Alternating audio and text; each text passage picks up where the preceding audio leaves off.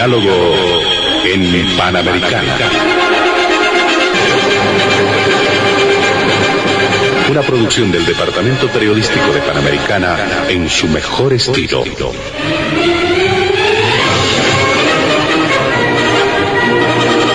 Entrevistas exclusivas sobre temas que crean expectativa general. Diálogo en Panamericana. Los sábados al mediodía y cada domingo a las 8 de la mañana. Y en trasnoche a las 24. Quedan ustedes con el staff de periodistas de Radio Panamericana.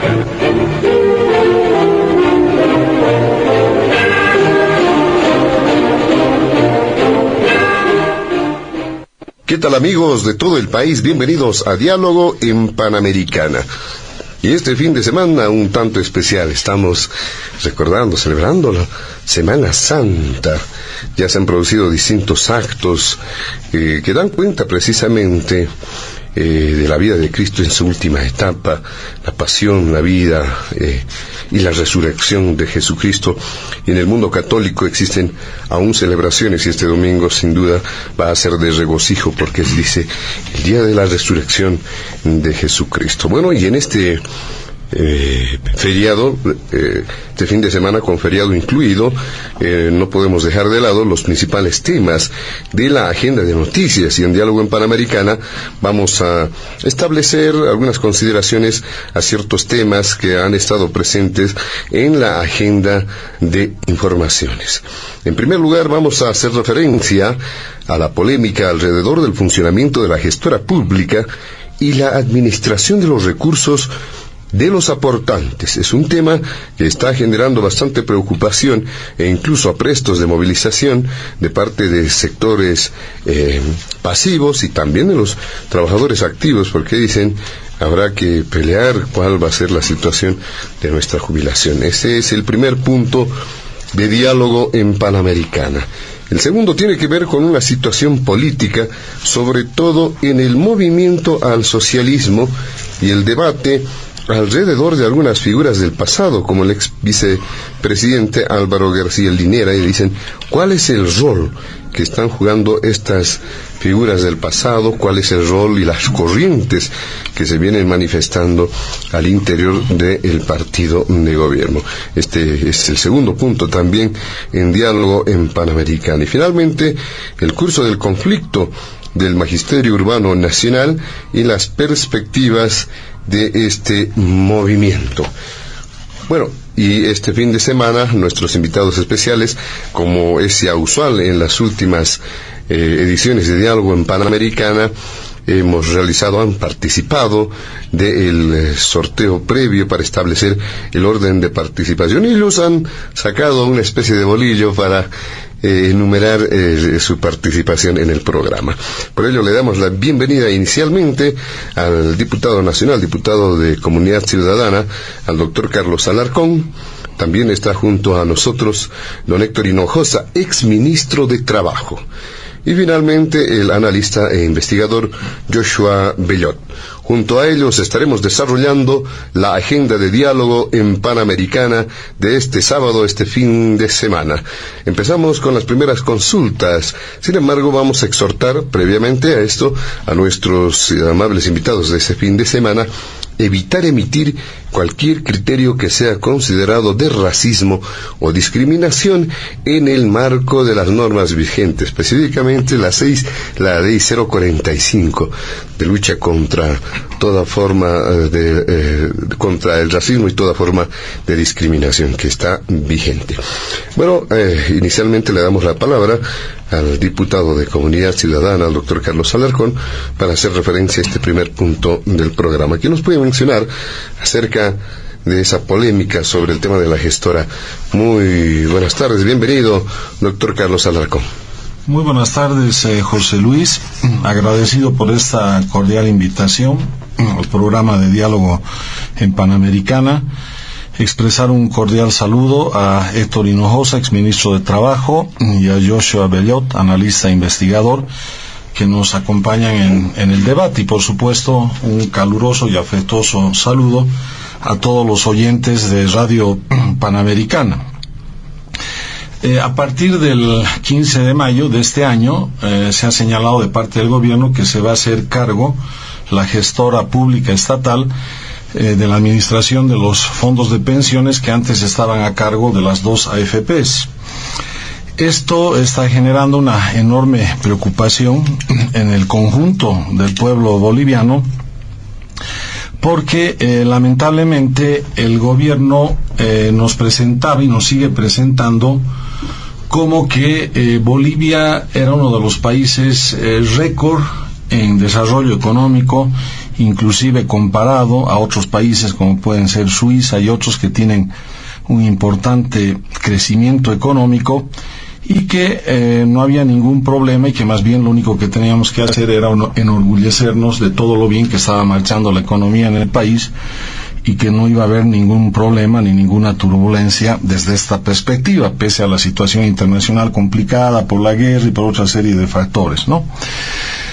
Entonces, a partir del intento de la aprobación, del segundo intento de la aprobación de la ley del oro y todo lo que después se sucedió con relación a la restricción en el acceso a la compra y venta de dólares, las señales de incertidumbre que generó el propio gobierno nacional con relación a que por una parte se iba a bajar el encaje legal para que los bancos tengan mayor disponibilidad de divisas hacia su público y hacia la gente en general, con el tema el cambio preferencial para los exportadores, las amenazas que hacía el director de la ASFI para aquellos que estén especulando con la divisa extranjera, y la situación real donde en lugar de haber disposición ilimitada de dólares, hoy en día ya están dando fichas de espera a un mes, a 2 meses de distancia del momento en que vas a necesitar la moneda extranjera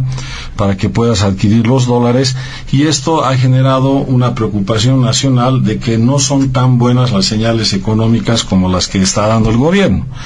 Y a esto se suma ahora el tema de la gestora, del traspaso de la administración a esta gestora pública, dependiente obviamente bajo la tuición del gobierno nacional, porque con relación a esto tenemos datos que no dejan de ser preocupantes. Bueno, por una parte, esta transición de las AFPs a la gestora ha demorado más de 7 años, desde junio de 2016, y ha tenido 5 postergaciones, ¿no? Porque el problema era que tenían softwares diferentes cada una de las AFPs, entonces era muy complicado hacer esta transición, pero lo cierto es que se demoró 7 años y se postergó 5 veces. Va a administrar aportes por 23.000 millones de dólares de los jubilados, de las pensiones. Ya se ha dado un fallo arbitral de indemnización a BBVA de 105 millones de dólares como consecuencia de este traspaso a la gestora y de este cambio de régimen.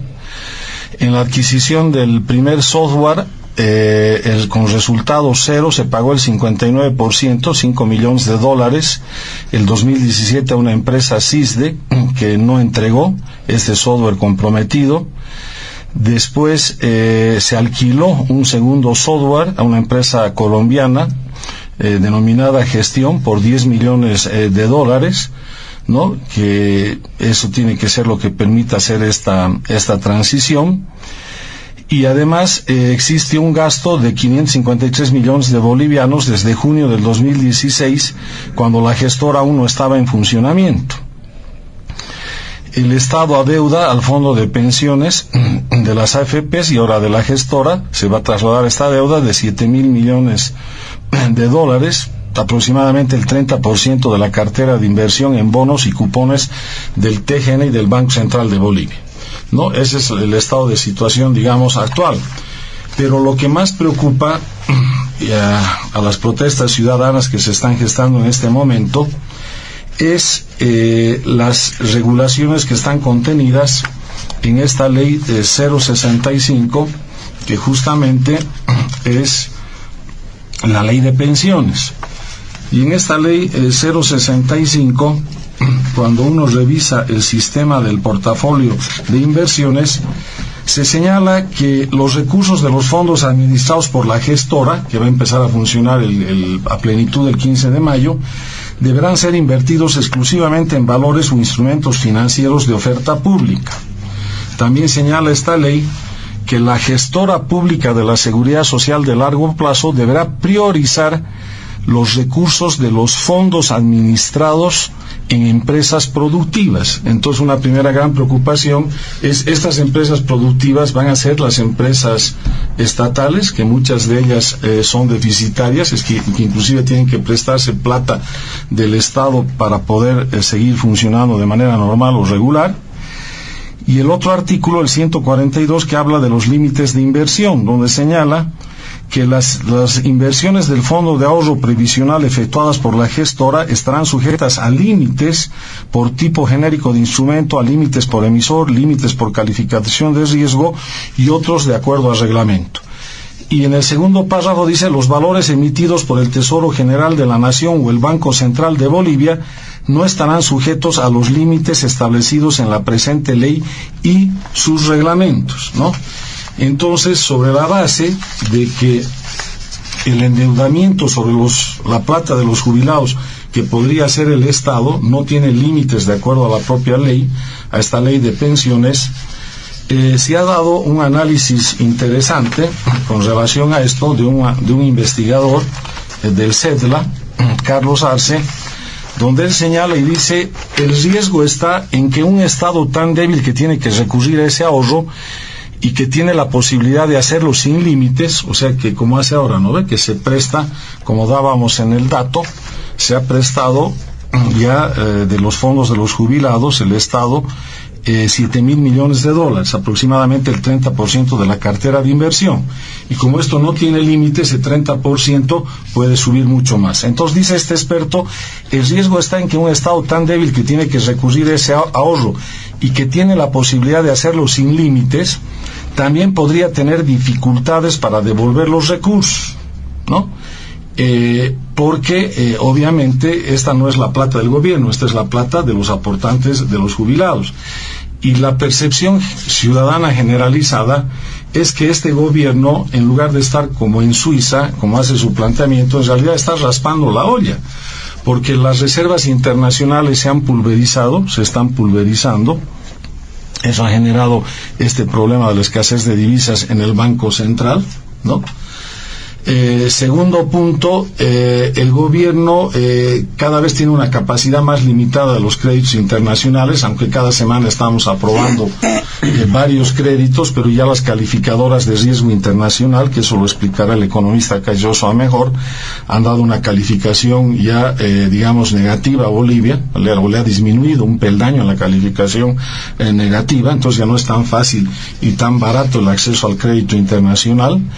El tema de las reservas se están pulverizando, el tema de los ingresos del gas, como no han habido nuevos descubrimientos de reservas de gas y de petróleo, prácticamente el nivel de importaciones de líquidos y de combustibles es mayor al nivel de venta y de exportaciones en ingresos para el país, y hasta ahora no hemos encontrado un ingreso alternativo que compense ese mayor gasto. Entonces, la gran preocupación de los ciudadanos es que este gobierno, para mantener esa aparente bonanza macroeconómica, va a buscar plata de donde sea, para tratar de llegar con ese estado de apariencia, con esa simulación, hasta en las puertas de las elecciones del 2025, para que no tenga un costo electoral que sea muy alto y que probablemente, si fuera así, el MAS ya no repetiría el gobierno. Entonces, todo hace prever que cuando este dinero ya sea administrado por esta gestora, ¿no? Que además, tanto en la parte administrativa como en la parte de fiscalización, es designada por el presidente del Estado, se va a convertir en un elemento de fácil manipulación y de influencia por parte del Ejecutivo, del gobierno, para alcanzar estos objetivos políticos por encima de la protección del dinero de todos los jubilados. Y este estado de situación requiere respuestas claras y categóricas, y a ese punto es a donde quiero llegar, para concluir mi primera intervención. ¿Qué hacemos ante esta situación? Porque el régimen de la Constitución es muy claro y categórico cuando dice que la dirección y administración de la seguridad social, en el artículo 45 de la Constitución, corresponde al Estado con control y participación social. Y en el otro parágrafo dice: los servicios de seguridad social pública no podrán ser privatizados ni concesionados. Por esta norma constitucional es que se ha visto obligado el gobierno a transferir la administración de las AFPs a esta gestora pública, que es una empresa autárquica estatal de derecho público. Entonces, aquí viene el problema. La mayoría de los jubilados que están protestando y que están expresando su rechazo a la gestora, por estos miedos justificados, no quieren que la gestora se haga cargo de la administración de esta plata. Pero por otro lado, la Constitución obliga a que la administración de estos recursos no puede ser privatizada ni concesionada. Entonces es como si estuviéramos, mientras no existe un cambio a la Constitución, en un callejón sin salida. Por ejemplo, la propuesta, si no lo he entendido mal, del rector de la Universidad de Santa Cruz de hacer un referéndum, eso tendría que ver con un cambio a la Constitución, como hacen para el tema judicial los juristas independientes, que es un camino complejo y que lleva bastante tiempo. Acá tenemos un problema de emergencia y de urgencia el 15 de mayo, a la vuelta de la esquina. Entonces, ¿qué hacemos para resolver esta cuadratura del círculo? Lo que nos impone la Constitución y lo que desean los aportantes y los jubilados. ¿Cómo resolvemos este problema? Y acá nos da la respuesta la propia Constitución y el derecho comparado, porque primero ya hemos tenido 5 postergaciones. Entonces no nos vamos a morir, ni se va a caer el mundo ni el país si hacemos una postergación más, para hacer una transición y traspaso ordenado, y no con finalidades políticas, sino con finalidades de garantía para que no se la tiren la plata a los jubilados. Ese es el primer concepto. Podemos tomarnos una postergación adicional, la sexta, para hacer bien las cosas y meter en esta ley las garantías que no tiene. ¿Qué garantías deberíamos meter en esta ley? Establecer estos límites que no tiene. Que en lugar de ser ilimitada la deuda que puede contraer el Estado con la plata de los jubilados y los aportantes, se establezcan límites claros y precisos. Ahora ya estamos bordeando el 30%, ¿no? Por ahí los economistas dirán si ese 30% sería un límite que debería estar en la ley, y decir, a partir de esto no se puede prestar un peso más de la plata de los jubilados, ni el TGN ni el Banco Central de Bolivia, ¿no ve? Un tema. El segundo tema: no se puede utilizar en empresas productivas deficitarias, estatales, que se necesitan esa plata para seguir malgastando y son nidos de corrupción, para tirarse ahí la plata de los jubilados. Tercera prohibición: no se pueden pagar indemnizaciones como los $105 millones con esta plata en juicios de arbitraje internacional, porque tenemos un desastre de procuraduría que lo único que hace es perder los arbitrajes internacionales en contra de Bolivia, ¿no ve? Ahora, ese es un tema. El otro tema, ¿no?, de prolongar esta transición un tiempo más, tiene que ver con el modelo que ya nos da la Constitución en el tema de hidrocarburos. Fíjense lo que dicen hidrocarburos. Dice que lo mismo yacimientos, como la gestora es una empresa autárquica de derecho público inembargable, etcétera, ¿no ven? El artículo 361. Y dice, es la única facultada para realizar las actividades de la cadena productiva. Y ahí, en el artículo 362, la misma Constitución dice que YPFB puede suscribir contratos de prestación de servicios, no de concesión de servicios.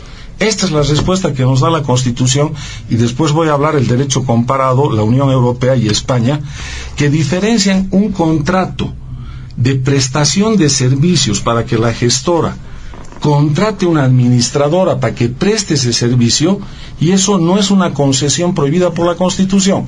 Entonces eso lo voy a desarrollar más adelante, pero quería adelantar estas ideas como un tema interesante de discusión para tratar de salir de este callejón complicado por el cual están reclamando los aportantes y los jubilados. Muy bien, le agradecemos al doctor Carlos Alarcón. ¿Qué dice en este primer punto de don Héctor Hinojosa? Muchas gracias, bienvenido, adelante. Muchas gracias, José Luis. Un saludo al diputado Carlos Alarcón, lo mismo al analista e investigador Josué Belot. Gracias. Y particularmente a todos los auditores de Radio Panamericana.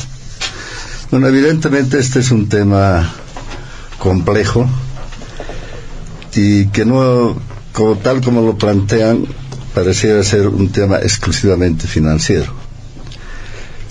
La gestora de pensiones ya se encuentra funcionando desde septiembre más o menos del 2021. Y es decir, tiene más de un año de funcionamiento y ha realizado ya diversas actividades vinculadas al tema de seguridad social. A partir del 15 de mayo lo que va a hacer es atender ya las nuevas jubilaciones. Es decir, se va a incorporar otras actividades que ya está desarrollando la propia gestora. Pero este tema no es un tema solamente administrativo. Tiene que ver con la contradicción que desde hace tiempo se viene desarrollando en nuestro país acerca de cómo se manejan los temas políticos y económicos e inclusive el propio Estado. Existen dos concepciones en este sentido. La concepción que ha sido planteada por el doctor Alarcón, que plantea en realidad restituir los modelos de gestión administrativa de tipo neoliberal, y la que plantea la constitución política del Estado en el tema de seguridad social, que debe ser una responsabilidad propiamente del Estado. En ese sentido, el Estado boliviano ha avanzado bastante en el problema de seguridad social. Temas como la vivienda, ha creado todo un mecanismo para la construcción de vivienda popular. Se está desarrollando el Sistema Único de Salud para garantizar el derecho a la salud gratuita y desmercantilizar este derecho. Están los temas relativos a la educación, etcétera, que son parte precisamente de la seguridad social. En la década del 90 se ha destruido un sistema de seguridad social y se ha reemplazado por las famosas AFPs, que son entidades que nacen precisamente como fruto de una reforma integral de carácter neoliberal en materia económica, en materia política y también en materia social. Sin embargo, este experimento de las AFPs ha tenido un rotundo fracaso, porque no ha podido solucionar el problema central que usted decía: ¿cuál es la situación de mis pensiones? Este es un elemento que nosotros debemos tomar en cuenta. Yo como trabajador le digo que nos hemos opuesto tenazmente a esta existencia de las AFPs, porque no ha ido a resolver los problemas fundamentales de los trabajadores en cuanto a la renta. Y voy a poner ejemplos, porque a veces los ejemplos son muy claros. Las AFPs lo que hacen es administrar el ahorro individual que los trabajadores damos cada mes. De ese ahorro individual tenemos que recibir nuestra pensión. Y le pongo el ejemplo mío.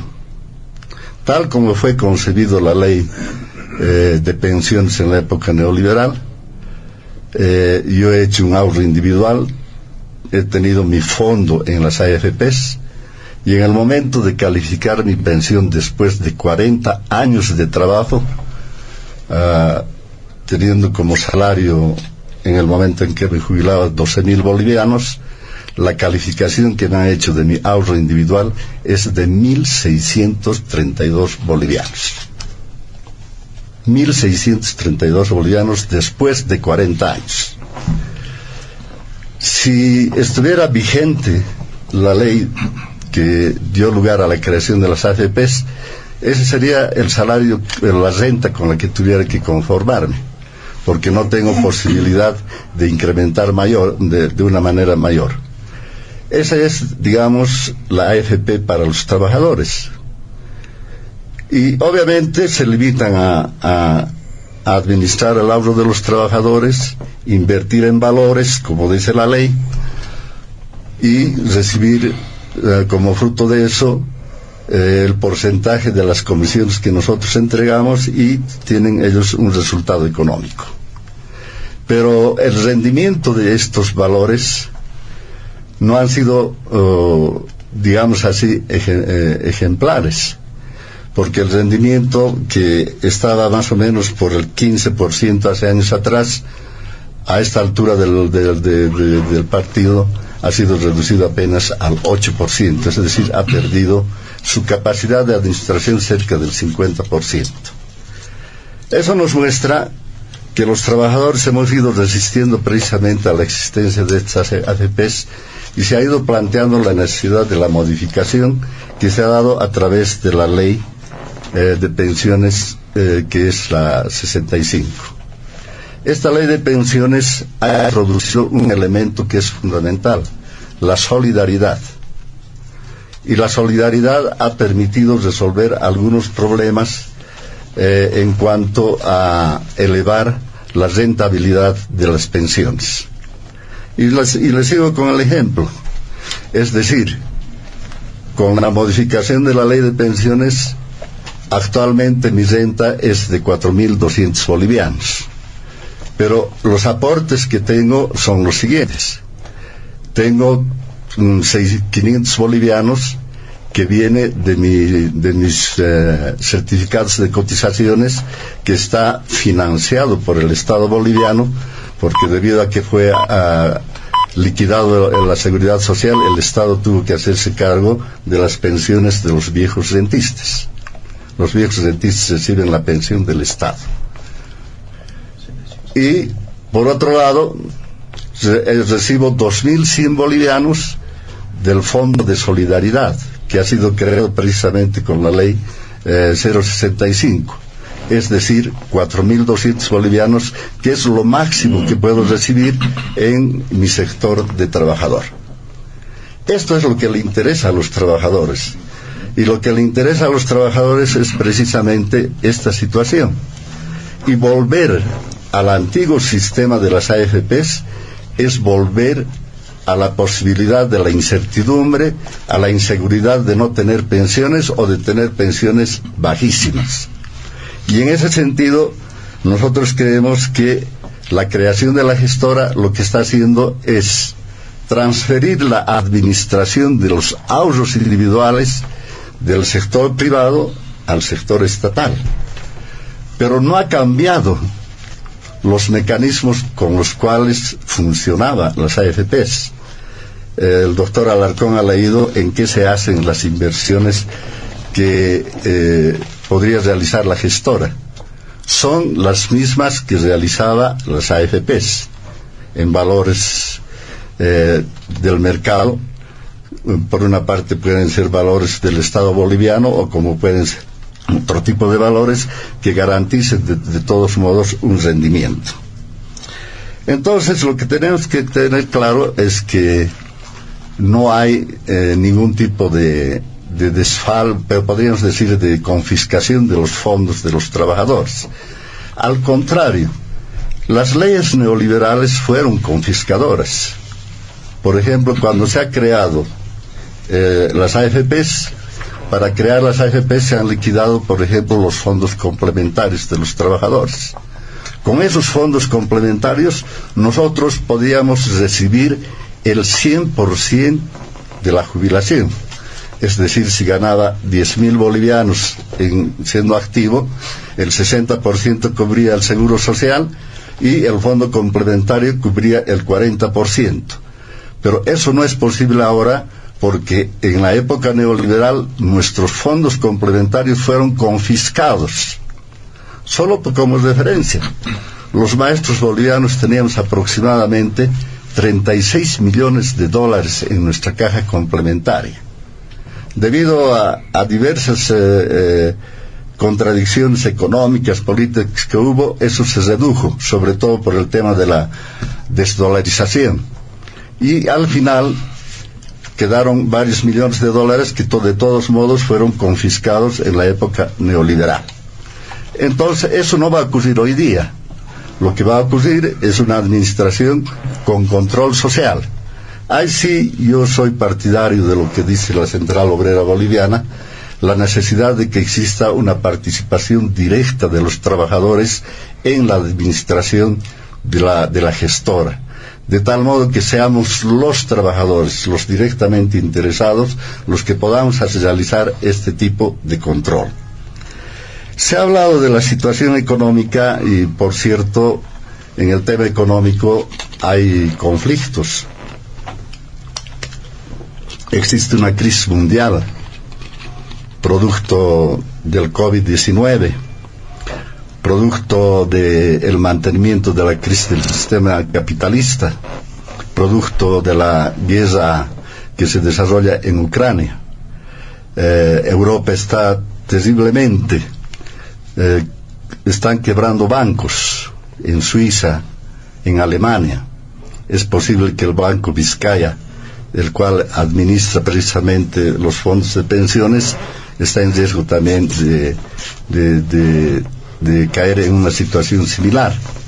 Entonces, lo que estamos hablando es que en esta situación de crisis hay una situación que está afectando a nuestra economía, y una de ellas es el problema de divisas. Y yo voy a acabar con esto. Y en el problema de divisas resulta paradójico que nosotros, habiendo subido los niveles de exportación, donde el sector no tradicional ha aumentado su producción, el sector minero a aproximadamente 5.700 millones de dólares exporta, y toda esta exportación, que suma más de 13.000 millones de dólares, debería retornar al país, pero no retorna. Lo que retorna son los ingresos, la producción del sector estatal. Solamente voy a poner el ejemplo del oro. El año pasado 3.000 millones de dólares se ha exportado, pero quienes comercializan el oro mantienen las divisas fuera de nuestro país. Por tanto, lo que hay que crear más bien es un mecanismo de control de las divisas. Lo aplicó Bush en 1939. Aplicó el control de comercio de los minerales el gobierno de la Revolución del 52. Pero inclusive a través del 21060 se obligaba a todos los exportadores a transferir los dólares al Banco Central de Bolivia. Yo creo que es hora de que el gobierno tenga que restituir una medida de control de divisas, para que los dólares no se queden fuera del país y más bien aporten a la economía nacional. Muchas gracias, don Héctor Hinojosa. Le damos la palabra a don Joshua Bellot, también como analista investigador, acerca de este tema que sin duda ha formado parte de sus evaluaciones. ¿Qué dice don Joshua Bellot? Adelante. Muchas gracias, José Luis, gracias a Panamericana, y por supuesto hacer llegar también un saludo muy respetuoso a Héctor Hinojosa, a Carlos Alarcón y por supuesto a toda la ciudadanía boliviana. Bueno, estos días han habido muchas protestas, incluso la universidad después de bastante tiempo ha salido a las calles, pero en general, digamos, el ambiente que se siente es primero de incertidumbre, pero por supuesto también de miedo de lo que vaya a ocurrir respecto a nuestros ahorros previsionales. Y claro, esto se ha suscitado por los últimos acontecimientos. Todo el mundo sabe que la economía no está bien. Muchos dicen que el modelo económico del movimiento al socialismo se habría agotado. Ha habido un empobrecimiento en general de las familias, un deterioro del aparato productivo. Bueno, son muchos factores que se han reunido para que ahora los grupos sociales, las instituciones estén saliendo a las calles a reclamar, creo que lo que en derecho les corresponde. Por supuesto, el tema del ahorro previsional de los bolivianos es muy delicado, y si esto desaparece, pues obviamente va a complicarle no solo al gobierno, sino a todos los ciudadanos en Bolivia. El 2008 en Argentina se nacionalizó los fondos de pensiones, ¿no? En la actualidad es un fondo básicamente quebrado. Bueno, ya sabemos los males del gobierno, de cualquier gobierno, y peor si es un gobierno populista, ¿no? La corrupción entre uno de los principales. Pero además en Argentina había un fondo de garantía que estaba en dólares. Y claro, el gobierno hace un tiempo pues dijo, vamos a cambiar estos dólares por bolivianos, porque el gobierno allá también requería dólares, como se está dando en este momento en Bolivia. Y claro, hicieron básicamente desaparecer ese fondo de garantía. Entonces, un gobierno populista, un gobierno depredador, pues obviamente hace que la gente desconfíe de este accionar de las autoridades y de las propias instituciones del Estado, y por eso pues se está saliendo a las calles, y por eso se está pidiendo a las autoridades que reconsideren este traspaso a la gestora. Una reacción súper tardía. La gestora inició actividades por decreto supremo en 2015, ¿no? El decreto del 2021 es una renovación de ese decreto, porque en realidad no se pudo hacer que esta gestora pues tenga participación o pueda ya administrar este fondo de previsión social. Carlos Alarcón explicaba algunos motivos que tenían que ver con el software. Ahí quiero complementar y corregir un poquito, porque sí hubo un pago de 3 millones, no entregó la empresa panameña el software, pero luego hubo un pago de 10 millones a una colombiana que tampoco entregó el software, ¿no? Entonces, y además esta colombiana nos iba a cobrar 10 millones de dólares y además nos iba a alquilar por 1,6 millones el uso del código fuente por año. Entonces, por 40 años que era la concesión, esto se hacía 78 millones de dólares que el Estado debía pagar, pero eso también se cayó.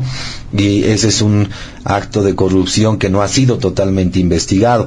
Y claro, lo primero que uno se pregunta, ¿y ahora va a funcionar la gestora? ¿Y con qué software? ¿A quién le han comprado?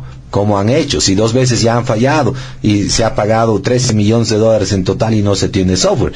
Entonces, lamentablemente la información en el gobierno, como en muchos de los casos, es muy oscura, ¿no? No sabemos qué es lo que están haciendo, como en el caso de las divisas en la actualidad, ¿no?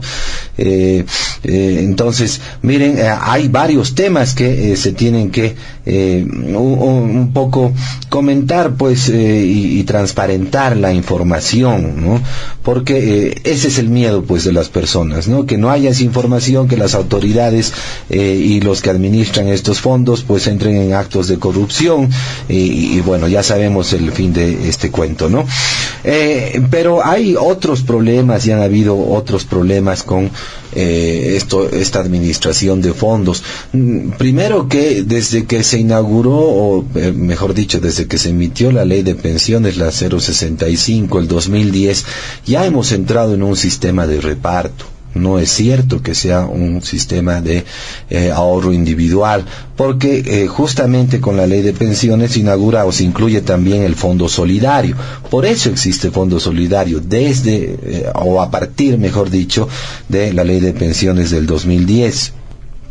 El gran problema de este fondo solidario, si bien lo que nos explicaba Héctor es muy importante, es un monto importante, digamos, lo que corresponde al fondo solidario en su propia pensión, pero lamentablemente ya el 2012-2013 de 30, 40, 50, 60%, ¿a qué me estoy refiriendo? Este fondo solidario, pues las personas entraban al fondo solidario y es más de un 60% en este momento. Como ha ocurrido eso, lamentablemente el fondo de pensiones y la capitalización no es capaz de poder financiar las jubilaciones de 3 personas de cada 5. Es un fondo que no es sostenible. Y esto entonces ya viene desde hace varios años, y precisamente es por el diseño, ¿no? Antes del 96 también estábamos en un sistema de reparto, y no solo fracasó el sistema boliviano, sino fracasó todos en Latinoamérica.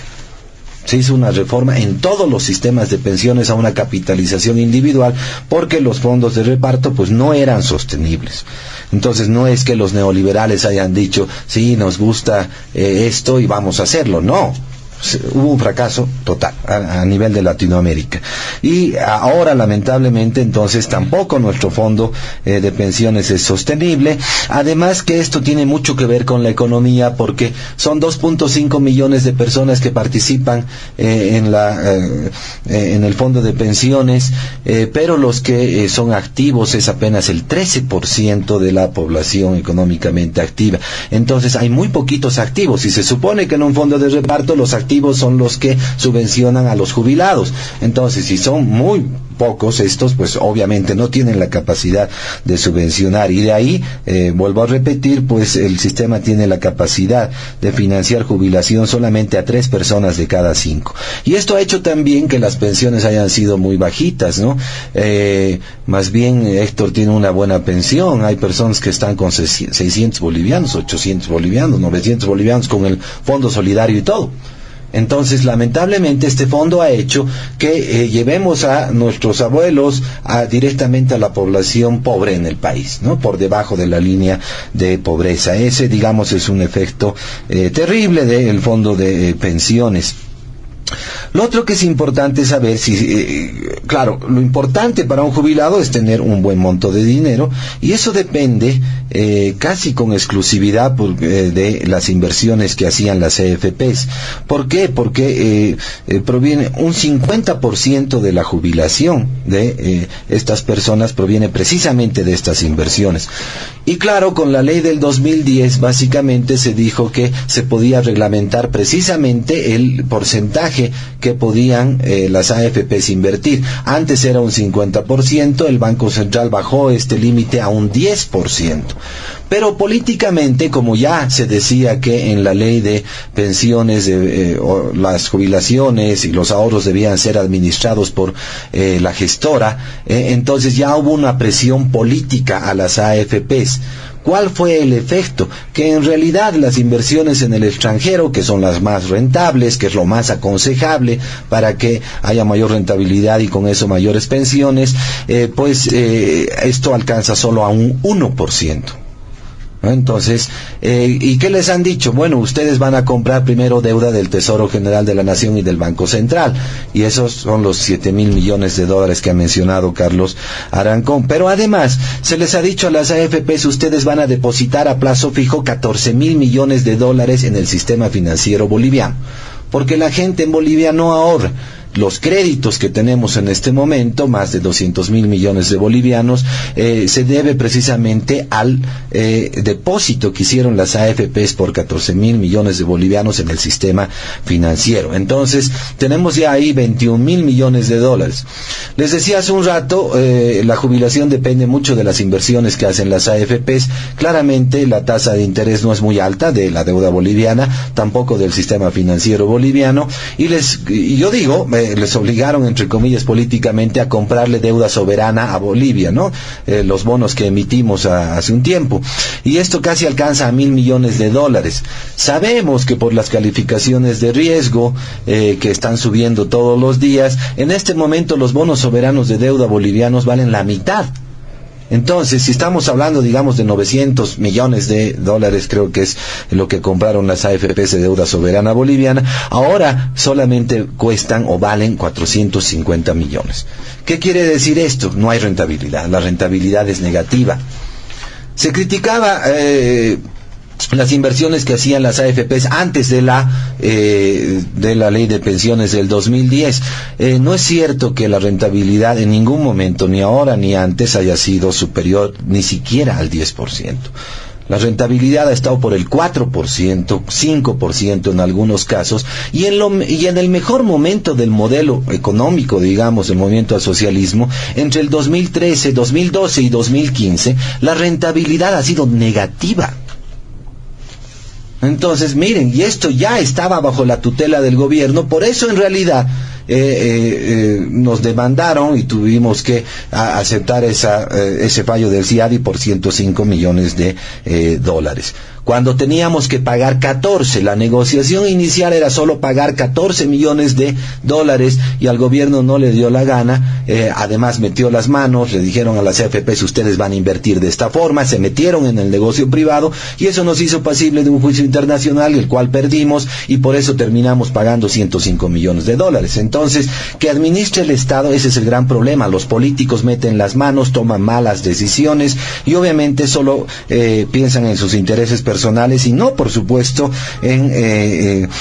digamos, en los intereses de los cotizantes o de los jubilados. el efecto, como ya decía, además en términos globales, es que estas jubilaciones sirven para muy poquitos en la población, ¿no? 84 de cada 100 personas mayores de 60 años no acceden a una pensión de vejez ni a una pensión solidaria de vejez, ¿no? Reciben la renta dignidad, que por supuesto no corresponde a una política del movimiento al socialismo. Entonces, miren, hay varios problemas que se han suscitado, lamentablemente. El dinero, esos casi 24.000 millones de dólares, no es que esté ya en manejo propiamente de las especies de gobierno, sino que ya han sido invertidos y ya han sido utilizados. ¿Cuál es el miedo actual, para pasar un poquito a la parte de propuesta y con lo que nos dijo también Carlos Alarcón?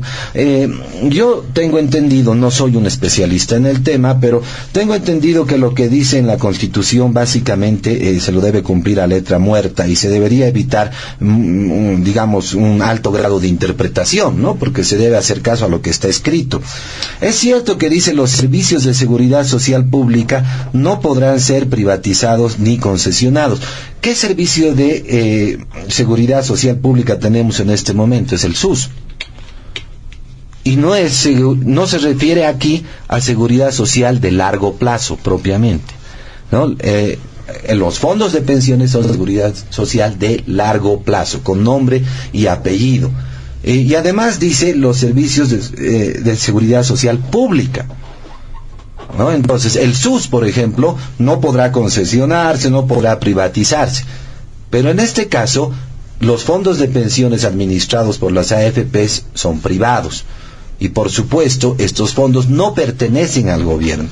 Entonces, esa puede ser un pequeño detalle, digamos, pero me ha llamado mucho la atención.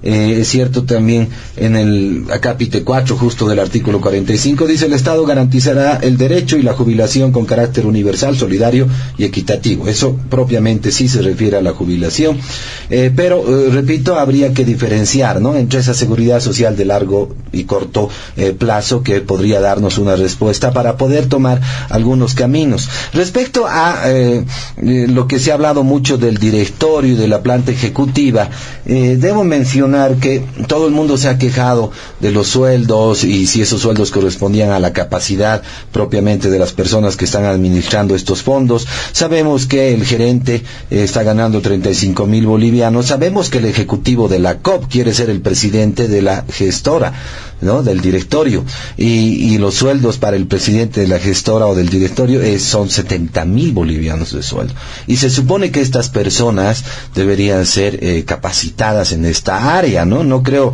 que el ejecutivo de la COP tenga esa capacitación. Obviamente no conozco, probablemente me esté equivocando, pero ¿qué es importante para poder pensar en qué hacemos con este entuerto en el momento? Porque la gente se ha dado cuenta que el Estado no es un buen administrador y no quieren que administren sus aportes porque tienen miedo de que desaparezcan, como ocurrió en la Argentina en el caso que ya cité.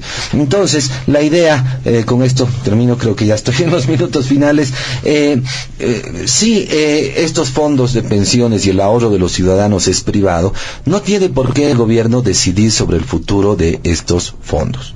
El directorio, por ejemplo, debería ser elegido no por la ciudadanía en general o no a través de un referéndum, sino por los que cotizamos en el sistema de pensiones.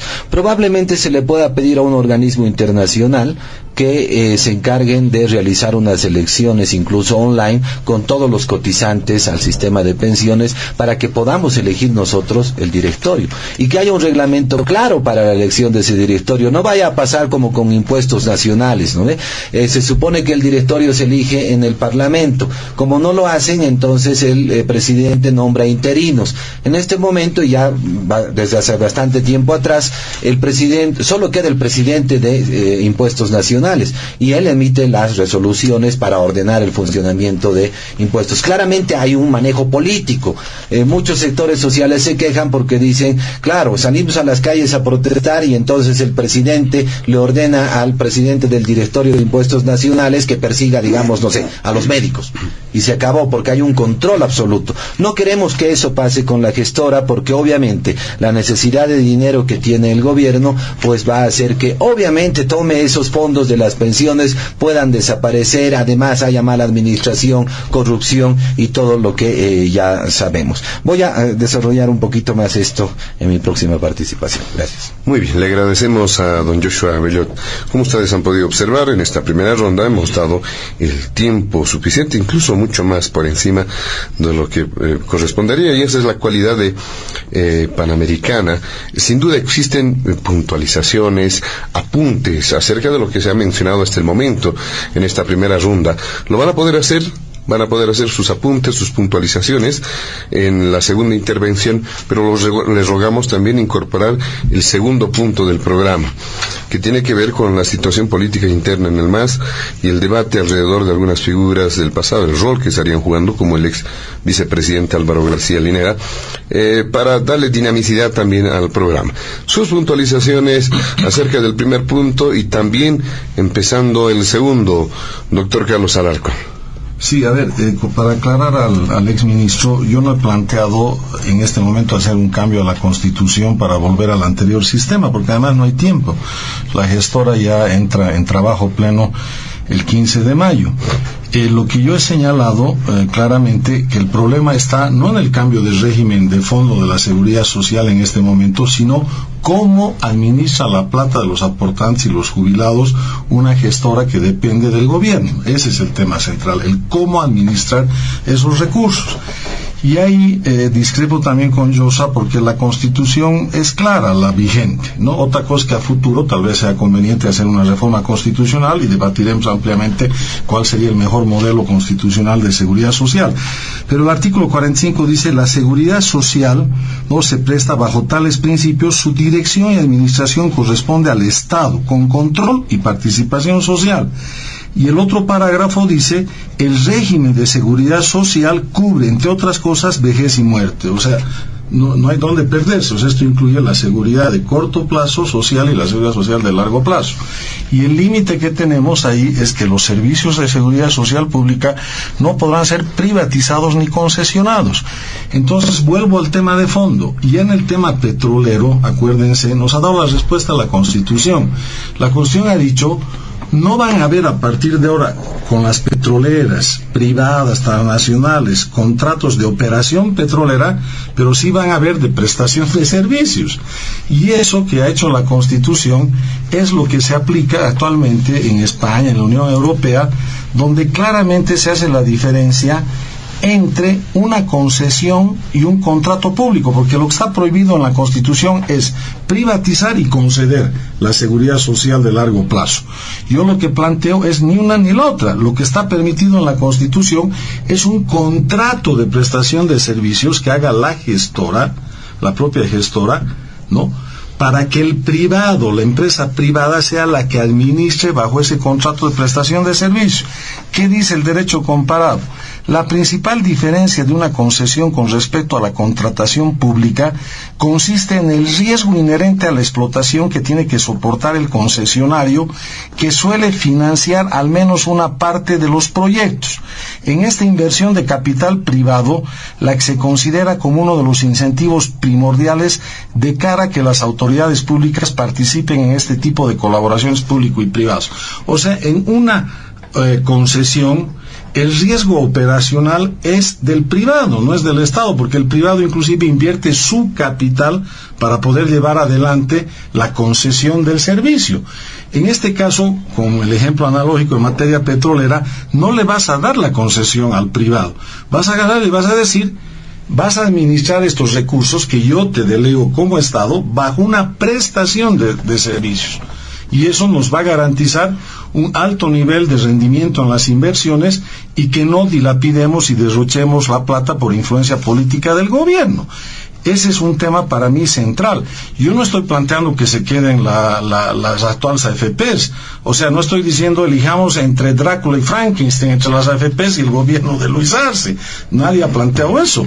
O sea, que se haga una gestora con todas las garantías que tiene que tener cambiando esta ley, hagamos una nueva postergación de la transición y que sobre la base de este contrato de prestación de servicios despejemos esa gran preocupación de la inmensa mayoría de bolivianos de que no sea esta gestora la que administre la plata de los jubilados por razones políticas. Ese es un primer punto, me parece importante. Ahora, ¿cuál es el otro tema central de esta problemática? Imagínense que en la estructura organizativa dice que el directorio de la gestora pública de la Seguridad Social de largo plazo está conformado por el presidente y por 4 directores, que serán nombrados por 2/3 de votos de los miembros presentes en sesión de la Cámara de Diputados. Muy parecido a lo que estamos viviendo ahora con el tema judicial, ¿no es verdad?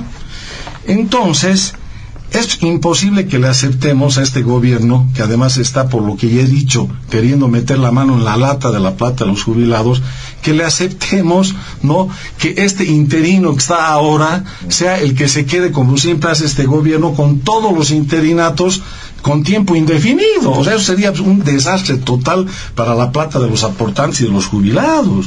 Entonces, lo que le tenemos que exigir es que antes de que empiece a tener administración plena bajo prestación de servicios, ¿no?, esta gestora, se tiene que dar la institucionalización de acuerdo a esta ley. Esta ley dice que tiene que haber 4 directores y tienen que ser nombrados por 2/3 de la Cámara de Diputados. Pero aquí entra el tema que decía Joshua y que hay que rescatarlo, porque el artículo de la Constitución dice que esta dirección y administración de la gestora es con control y participación social. En esta parte de la parte administrativa hay que rescatar la participación social. ¿Qué quiere decir? Que el conjunto de representantes de todos los sectores profesionales, trabajadores e independientes que aportan, sean los que designen, como hemos querido hacer en el tema judicial, a técnicos especialistas que tengan esta calidad, como dice la ley, amplia experiencia y conocimiento en materia de pensiones económica y financiera.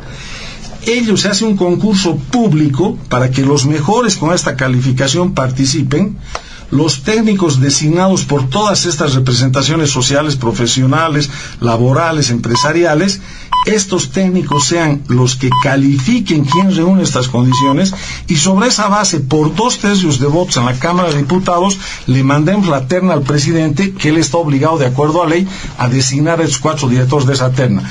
Y lo mismo en el tema de la autoridad de fiscalización, que todavía está peor aquí en la ley, la autoridad de fiscalización, porque dice que lo nombra el presidente Arce con resolución suprema, imagínate, y la Constitución dice que administras estos recursos con control social, no solo con participación, que hemos visto en el tema anterior, con control social.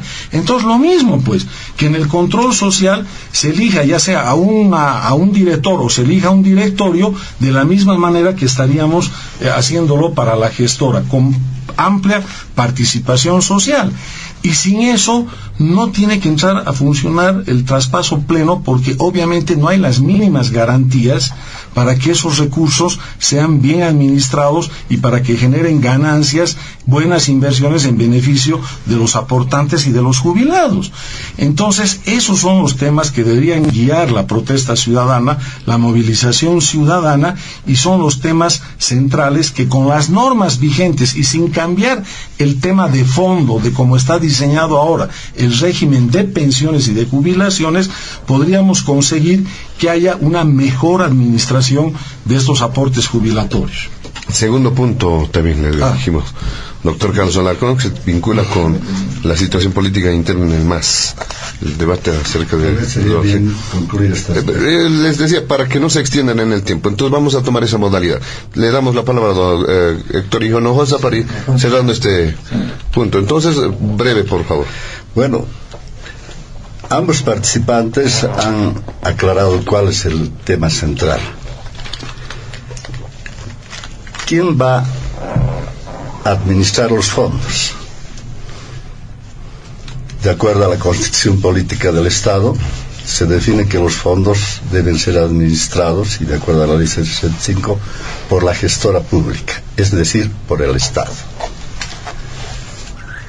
Y lo que se propone es que se creen mecanismos para que esta gestora transfiera, a través de un contrato de prestación de servicios, a una entidad privada.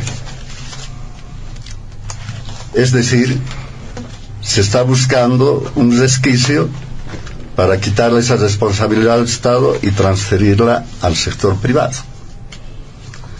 ese es el fondo de la cuestión. Y ese fondo de la cuestión supone dos concepciones acerca del manejo de la economía, acerca del manejo de la seguridad social. Y la seguridad social, en nuestro concepto, tiene que estar nomás dirigido por el Estado, administrado por el Estado, porque es la que va a llevar adelante políticas que permitan resolver no solamente el problema de renta y vejez, sino también otros problemas vinculados a la salud, a la educación, a la vivienda, a la cesantía, que deben ser, digamos, aspectos que debe tocar la seguridad social y que lógicamente el Estado de algún modo va desarrollando precisamente esto. Entonces, este es un elemento que obviamente nos diferencia, porque nosotros estamos planteando que la seguridad social no puede depender de la inversión del ahorro individual. Nosotros pensamos que la seguridad social debe adoptar un criterio. El señor Bellot decía de que estamos en un sistema de reparto. No es evidente eso, porque solamente existe el ahorro de los trabajadores, y de esa misma correa se ha creado el fondo de solidaridad, es decir, del ahorro individual de los trabajadores, transfiriendo de los fondos de riesgo hacia el fondo de solidaridad. Nosotros planteamos que la seguridad social debe ser una responsabilidad compartida con los empresarios y debe ser compartida con el Estado, y que en su financiamiento también deben participar estos elementos. Ese sería, sí, una verdadera transformación en lo que se refiere al seguro social, y así no dependería de la inversión. Pero es más, cuando se habla de la inversión, ya demostrado de que pese a que ha habido rendimientos altos en la inversión de las AFPs, jamás han llegado a los trabajadores. Vuelvo a reiterar, mi pensión sería en este momento reducidísima, no me alcanzaría para vivir si estuviéramos bajo ese mecanismo que se plantea que subsista. Y por otro lado, conviene nomás indicar que se buscan mecanismos que al mismo tiempo se traban. La Constitución Política del Estado le da la atribución a la Asamblea a designar a los responsables de la administración de la gestora. Pero los 2/3 que son necesarios para la designación se ha convertido en un elemento de chantaje, de ingobernabilidad. Numerosas leyes están en la Asamblea precisamente con el concepto que se ha dicho: nosotros no vamos a dar lugar, porque no se piensa precisamente en la población, se está pensando en cómo trabar la gestión del gobierno y no precisamente en aprobar medidas que de una o de otra manera van a poder regularizar la situación económica o regularizar la administración de las empresas estatales, o en este caso de la gestora. Y entonces, en ese sentido, los 2/3 se ha convertido en un elemento que genera ingobernabilidad. Y la ingobernabilidad nos ha traído tragedias en la historia de Bolivia. Acordémonos que hizo el Congreso Nacional en la época de la UDP, que llevó realmente a una situación de crisis que finalmente tuvo que rematarse tal como ocurrió, con un renunciamiento anticipado al gobierno de parte de Hernán Siles Huasso. Entonces, si queremos realmente viabilizar un adecuado funcionamiento del Estado, tiene que destrabarse lo que está ocurriendo en la Asamblea. La Asamblea se ha convertido en un mecanismo de ingobernabilidad y de desestabilización de nuestra economía y de nuestro país. Muy bien, le agradecemos a don Héctor Hinojosa. Para finalizar este punto, don Joshua Bellot, brevemente, por favor. Sí, gracias. A ver, de acuerdo con Carlos Alarcón, hay que buscar las salidas a esos acápites de la Constitución. Sin embargo, un pequeño detalle más, ¿no? Las AFPs no es que prestaban servicios de seguridad social, sino administraban estos servicios o los fondos de pensiones, ¿no? Entonces ahí hay otro detalle que habría que analizarlo un poco, ¿no? Porque en la Constitución dice claramente los servicios de seguridad social pública no podrán ser privatizados o concesionados, ¿no? Bueno, habrá que pensar en salidas a este tema jurídico, pero ¿qué es importante acá? Y miren, yo no estoy de acuerdo con que el Estado meta sus manos en fondos privados, ni el Parlamento ni el Ejecutivo, porque estos son fondos privados, nada tiene que ver el Estado aquí. Entonces, creo que deberíamos pensar en una reforma realmente importante para quitarle pues el queso al ratón, porque el Estado probablemente se lo vaya a comer. Eso es así de claro, ¿no? Lamentablemente los ciudadanos no tenemos una institucionalidad que nos permita reclamar sobre lo que se hace en el Estado. A ver, ya se han emitido los bonos por $2,000 millones que no fueron comprados en su totalidad, y decía casi se les obligó a las AFPs que inviertan en esos bonos soberanos. Para este año 2023 se debe también cubrir el presupuesto de la nación con deuda externa, y se dijo que se iba a volver a emitir estos bonos soberanos de deuda. Claro, la tasa de interés es súper alta por el riesgo país y todo esto, pero ¿qué tal si el gobierno lo hace ahora que tiene la gestora? Está bajo su decisión y su tutela, y le dice, bueno, usted me compra, no importa la tasa de interés, después arreglamos. Listo. Hacen desaparecer ya no 1,000, sino ahora 2,000 millones más. Y como se cotizan a la mitad de su precio, pues vamos a perder todos los bolivianos en unos días simplemente, pues la mitad de ese monto. Entonces no es posible que el gobierno piense en meter las manos a los fondos de pensiones, y por eso es muy importante la misma institucionalidad. Yo decía que los mismos que aportamos al sistema de pensiones deberíamos elegir un directorio. Claro, ¿por qué lo debería hacer la Asamblea? Sí, es la plata de los que estamos aportando. No es difícil un procedimiento de votación para elegir a los mejores hombres y mujeres para que administren, para que estén dentro del directorio, y el directorio se encargue de la administración de los fondos de pensiones, y ellos designen al gerente y ellos designen a los gerentes regionales. Con seguridad va a ser una buena administración, porque nosotros vamos a estar administrando nuestro propio patrimonio bajo la supervigilancia del Estado, ¿no? Creo que ahí es importante pensar en el Estado para que ninguno de estos miembros que vaya a ser elegido y los que vayan a administrar puedan cometer algún acto de corrupción. Entonces creo que en ese sentido sí funcionaría. Pero más allá de eso, es importante pensar en que cualquier sistema de pensiones es sostenible si y solo si los aportantes van creciendo en el tiempo, y eso es lo que no ha ocurrido en Bolivia. Decía hace un rato, 13% simplemente de la población económicamente activa está aportando efectivamente. Sí es un sistema de reparto, porque los activos son los que financian la jubilación de los que se jubilan. Eso es un sistema de reparto. Y además se dijo un fondo solidario para compensar a los que recibían muy poquito de las pensiones, y entonces a los que cotizaban más se les disminuye un porcentaje para que vaya al fondo solidario.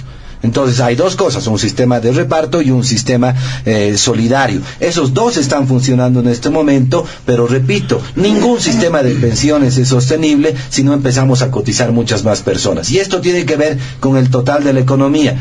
Si el modelo el modelo económico impuesto en el país ha expulsado a las personas del mercado laboral y ha hecho crecer a la informalidad, a los informales en Bolivia, obvio, pues no hay quien cotice en el sistema de pensiones, y cualquier fondo de pensiones se va a caer. Por eso estamos arrastrando estos problemas de insostenibilidad, por eso las jubilaciones son muy bajas, y entonces ojalá ahora que estos movimientos en las calles realmente permitan una reflexión colectiva para que hallemos la mejor solución. Pero la solución no pasa definitivamente porque el Estado se haga cargo de la administración de estos fondos de pensiones. Muy bien, muchas gracias, don Joshua Avelar. Vámonos rápidamente al segundo punto de diálogo en Panamericana, así como lo hemos planteado, que tiene que ver con la situación política, sobre todo internamente en el movimiento al socialismo, a propósito de la reaparición de algunas figuras del pasado. Se habla ahora del ex vicepresidente Álvaro García Linera, que al parecer ha generado igual mucha turbulencia al interior del MAS, sobre todo por las reacciones del expresidente Evo Morales. se han generado muchas aseveraciones. ¿Cómo ven desde Comunidad Ciudadana lo que ocurre en el escenario político, sobre todo cuando se hace referencia al partido de gobierno, doctor Carlos Alarcón? Bueno, el país está completamente estupefacto porque la lucha interna de las pugnas y bandos del MAS es por quién es el más corrupto y el más vinculado al narcotráfico. Y esto me permite inclusive aclararle al exministro una afirmación que he hecho y que él no conoce el funcionamiento de la Asamblea, por eso la hace asumiendo un escenario que no existe. Si alguien chantajea y entorpece la aprobación de las leyes, es esta división entre arcistas y evistas. Fíjate, eso lo pasó el viernes cuando íbamos a tratar la ley del oro. El presidente de la Cámara de Diputados convocó a una reunión de concertación, ¿no? Con total falta de respeto, porque si tienes verdadera voluntad de concertación, una ley de ese calibre por lo menos concertas 2-3 meses antes de tratarla. Pero bueno, en la misma sesión, de manera imprevista, impredecible, llama y convoca a 2 representantes por partido político. Nosotros vamos con todo el ánimo de contribuir, pero con una finalidad clara, que tenemos que poner, como en esta ley de pensiones, las salvaguardas y las garantías para que no se dilapide las reservas físicas de oro. Ese era el objetivo y fuimos con un ánimo verdadero de concertación. ¿Saben por qué fracasó esa concertación en la misma sesión de la Cámara de Diputados? Porque no fueron los evistas a la reunión, inclusive se habían filtrado algunas fotografías al lado del MAS como si fuera una reunión oculta o clandestina, y el chantaje era entre ellos, no era de nosotros hacia el oficialismo. Entonces este desastre de ingobernabilidad de la Asamblea tiene mucho que ver con esta polarización, no sé qué llamarle, división, confrontación entre un lado y el otro lado del MAS. Pero yo digo, esta es una división funcional, no crean que es en todo la división.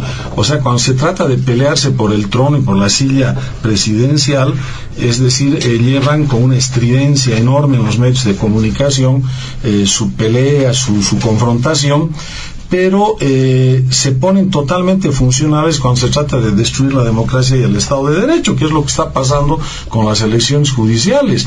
Ahí, por supuesto que nosotros no les vamos a dar los 2/3, porque se están queriendo repartir los cargos judiciales entre evistas y arcistas para que estas sus denuncias recíprocas de corrupción y de vinculación al narcotráfico solo queden en los medios de comunicación como una campaña electoral anticipada por la pelea por el trono y la silla presidencial. Pero ya cuando les hablas de tener una verdadera justicia independiente, ¿no?, con comités técnicos multisectoriales a nivel departamental y nacional que califiquen los méritos de los postulantes de manera independiente, inclusive a nosotros los legisladores, ahí ya no quieren. ¿Por qué no quieren? Porque quieren seguir teniendo un sistema de justicia totalmente subordinado, sometido, ¿no?, bajo los pies del MAS y del gobierno, para que también estas peleas no desborde, digamos, el agua del río, para que se mantenga, como te decía, solo al nivel del discurso, de los medios de comunicación, y no tengas un juez independiente que vaya al fondo de estas acusaciones recíprocas que se hacen por quién es el más corrupto y quién es el más vinculado al narcotráfico. Entonces, ese es el tema, y a río revuelto ganancia de pescador. Aparece como por obra de magia el ex vicepresidente, ¿no?, haciendo creer que no está de ningún lado, sino que quiere la armonía y la conciliación de los dos bandos, pero de alguna manera se está mostrando como en pasarela, diciendo, aquí estoy yo, ¿no ve? Si estos muchachos no se portan bien y hacen un descalabro total dentro del MAS que pone en riesgo la elección para ganar el 2025, sutilmente, ¿qué mensaje te está dando García Linera? Aquí estoy yo, ¿no? Ese es a río devuelto. ¿Tercero? Ganancia de pescador. No sé cómo la planteará, pero claro, Vaso, y bueno, no solo 3, ¿no? También está Choquehuanca, creo, que es otra. No sé el tema de Eva Copa, aunque dice que ya no es del MAS, no sé cómo se presentará el 25, pero por ahí son hasta 4 o 5 opciones, ¿no es verdad?, las que se están dando. Entonces, si hay un grave problema de ingobernabilidad por estas fricciones, que es lo que nos preocupa, porque a nosotros nos tiene sin cuidado si dentro del MAS se agarran a puñetes, o se descalifican públicamente, o se hacen acusaciones recíprocas. Eso, digamos, sería lo de menos. Lo que preocupa es que, como han han adelantado la fase electoral del 25, están descuidando totalmente la gestión de Estado, las políticas de Estado, la gestión pública y todas las grandes necesidades que tiene el pueblo boliviano. Entonces, en lugar de estar resolviendo los graves problemas que ya tiene la economía, y ni qué decir la institucionalidad democrática y del Estado de Derecho en el país, están preocupados de hacer esta carrera electoral anticipada, despedazándose públicamente, pero con límites controlados.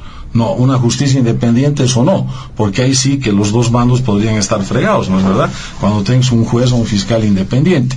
Ese sería, digamos, un poco el resumen, como lo vemos nosotros por dentro desde la Asamblea Legislativa. Comunidad Ciudadana siempre ha hecho propuestas para llegar a acuerdos, siempre. Inclusive hemos dejado de lado la ley de garantías que planteábamos para tener unas elecciones judiciales que no repitan el fracaso las dos anteriores. Hemos aceptado dejarla de lado y trasladar contenidos principales al reglamento. Hemos logrado hacer un preacuerdo entre las tres fuerzas políticas. Yo he estado en ese comité redactor ejecutivo.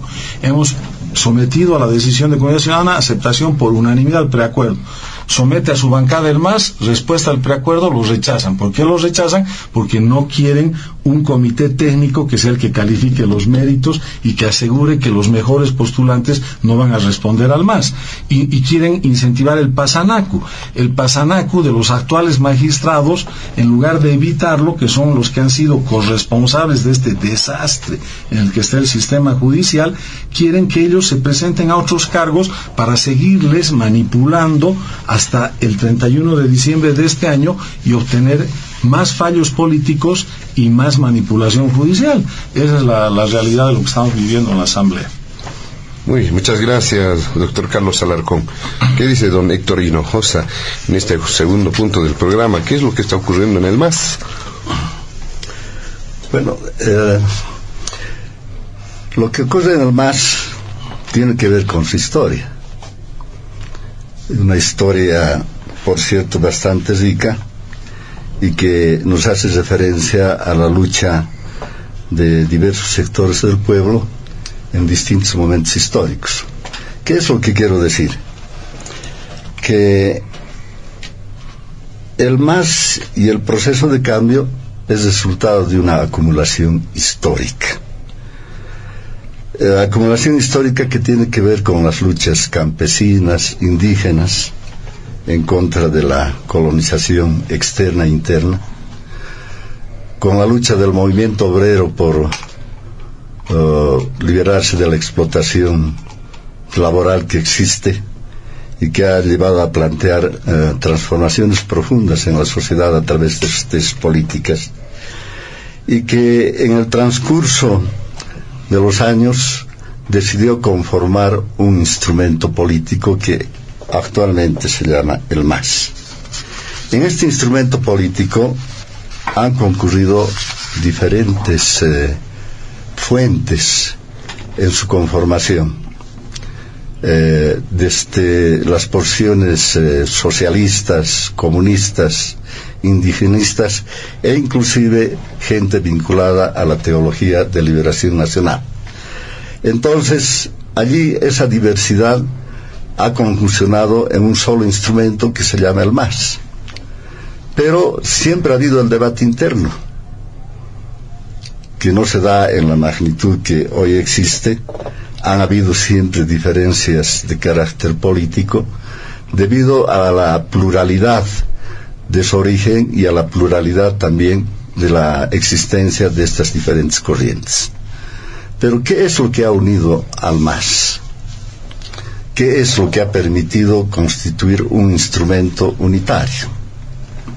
Obviamente el liderazgo cuenta, pero fundamentalmente lo que cuenta es su unidad ideológica, es decir, su contenido descolonizador, su lucha contra el imperialismo a través de la defensa de los recursos naturales, su lucha por lograr una sociedad de iguales, que es planteada a través del socialismo comunitario, y que son, digamos, las ideas centrales que unifican. Puede existir diversidad de fuentes y también de corrientes políticas, y ha existido, y que hoy están precisamente en el debate. Lo que debemos lamentar es que hay actores en esta situación que se van por las ramas, por decir algo, y que dan espectáculos que no son nada plausibles. Porque el MAS es más que eso. Tiene que ver con las organizaciones campesinas, indígenas, etcétera, que están más allá del aparato del partido, para decirlo de algún modo. Y allí el debate no es precisamente entre luchistas, arcistas, etcétera, sino que el debate fundamental radica en cómo reconducir el proceso. Y cuando hablo de reconducción del proceso, estamos hablando de la necesidad de reconstituir el Estado plurinacional como un elemento descolonizador. Porque si no concretamos la descolonización, el Estado plurinacional se puede convertir tan solo en una forma del Estado capitalista y no precisamente en un instrumento de transición hacia puntos estratégicos que están planteados. Ese es el debate. Y cuando hablamos de ese debate, por supuesto, la unidad no puede ser en torno a personas, sino que tiene que ser en torno a elementos principistas que dieron origen al instrumento de masas. La presencia de ex mandatarios, la presencia de ex ministros y, por qué no decirlo, de varios líderes, contribuyen precisamente a que se tenga que desarrollar en otro nivel el debate. Lo que ha hecho el compañero García Linera es elevar las condiciones de este debate, es decir, la necesidad de debatir los puntos centrales. Con lo que sí no estamos de acuerdo es que se anticipe los afanes electorales. Es demasiado temprano para hablar de candidaturas. Este es un momento en el que tenemos que ver la gestión. Hay problemas en materia económica, hay problemas de carácter social, y lógicamente la gestión del Estado debe estar centralizado al 100% a la resolución de estos problemas. Entrar en el juego electoral no es no solamente conveniente, sino que es adverso más bien a los propósitos de generar una estabilidad política, de generar estabilidad económica, de lograr una reactivación económica. Y en ese sentido, la unidad va a venir, pero va a venir precisamente desde las organizaciones de base, donde el debate es de otra naturaleza. ¿Qué rol está jugando Álvaro García en el gobierno? ¿Es asesor? ¿Está próximo al presidente? Él creo que lo ha esclarecido y ha dicho que no tiene ninguna vinculación, y yo le creo. Y lo que nosotros debemos tener claro es que hay varios que somos ex ministros, etcétera, que desarrollamos nuestra actividad social, nuestra actividad política desde el lugar donde hemos estado siempre. En mi caso, por ejemplo, desde las organizaciones sociales. Yo soy maestro, he sido dirigente de los maestros, he sido dirigente de la Central Obrera Boliviana, no me he desvinculado de las actividades de las organizaciones sindicales, y como yo, seguramente varios de los que hacen actividad social y política lo hacen vinculado a sus organizaciones sociales. Muy bien, muchas gracias, don Héctor Hinojosa. ¿Qué dice usted, don Joshua Bellotte, en este segundo punto del programa? ¿Qué es lo que ocurre en el MAS desde su punto de vista? Gracias, José Luis. Bueno, la crisis que está atravesando el MAS creo que es una crisis muy normal, digamos, en el sentido de que todos los partidos políticos a nivel mundial que han ejercido por muchos años el poder, pues obviamente han sufrido un proceso de deterioro, digamos, en todos los sentidos, ¿no? Y en el caso del MAS, quizás esto es más acelerado porque partidos, no sé, como el PRI en México, pues tienen una institucionalidad, ¿no?